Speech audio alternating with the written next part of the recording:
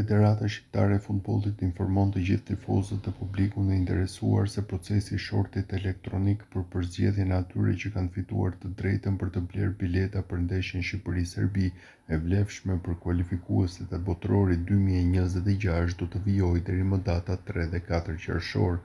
Kjo zgjatje është bërë domosdoshme për shkak të numrit shumë të lartë të aplikimeve të regjistruara në sistem dhe ngarkesës së platformës, çka e bën të nevojshëm një proces më të kujdesshëm, transparent dhe të drejtë për të gjithë aplikuesit. Procesi i shpërndarjes së biletave ka nisur dhe një pjesë e aplikuesve që janë përzgjedhur si fitues nga shorti elektronik janë tashmë pajisur me bileta përmes platformës së dedikuar. FSHF i bën thirrje të gjithë personave që kanë aplikuar për bileta të kontrollojnë në mënyrë të vazhdueshme adresat e tyre të emailit, si në inbox ashtu edhe në spam, për të parë nëse kanë marrë njoftim nga kompania T-Ticket, e cila menaxhon procesin zyrtar të shitjes së biletave.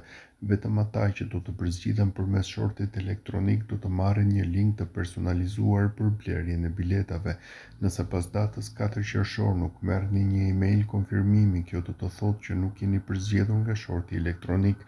nuk do të dërgohet njoftim për ata që nuk janë përzgjedhur.